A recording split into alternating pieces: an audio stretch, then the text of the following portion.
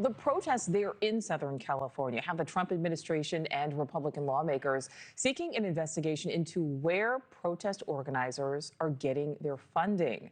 And not just the ongoing anti-ICE protests, but also the pro-Palestine demonstrations that took place on college campuses over the past few years. Correspondent Rich McHugh is live to try and connect the dots here. So, Rich, what have you learned? Hi, Nicole. Well, first of all, this is really complicated. The big question for everybody as these protests have unfolded in Los Angeles and across the country was who's funding them and who's behind all this. Now we know that the head of the FBI, or the FBI and the IRS have somebody in their crosshairs. So we took a look at this person.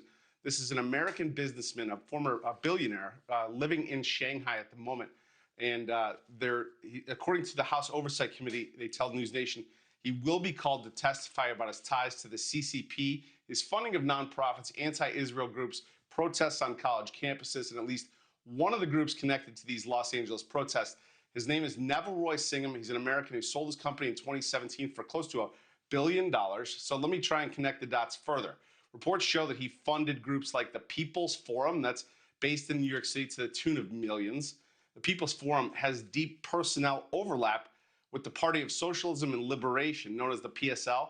It's a communist political party that has organized large-scale anti-ICE protests in Los Angeles. Now, Alex Goldenberg with the Network Contagion Research Institute has been unpacking Singham's influence and funding for 2 years. Here he is. He has a footprint in India, South Africa, London, and is quite active in the United States, funding a network of nonprofit organizations to the tune of tens of millions of dollars.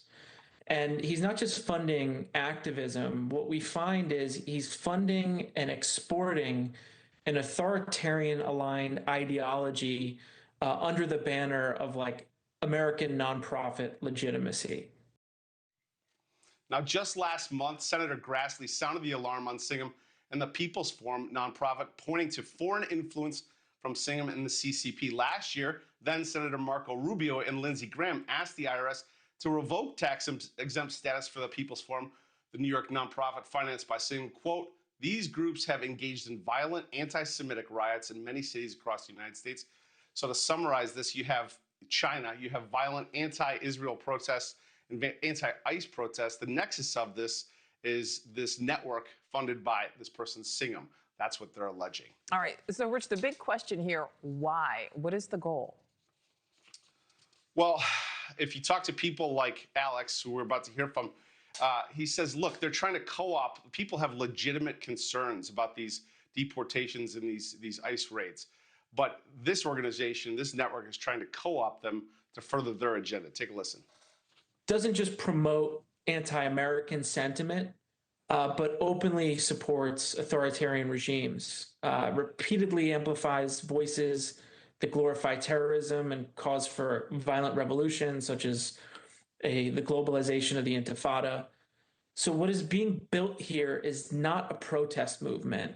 I really view it as infrastructure for a deeply un-American campaign to destabilize the country from within. Now, Congresswoman Anna Paulina Luna says she has asked him to testify. If he refuses, he'll be subpoenaed. If he ignores that, he will be referred to the DOJ for prosecution. So, Nicole, this is a name from the experts we're talking to you're about to hear a lot more of in the coming days and weeks. All right. We know you're following it all. Rich McHugh, thank you. Thank you for watching. Subscribe below and download our NewsNation app right now on your phone, and you will get fact-based, unbiased news for all Americans.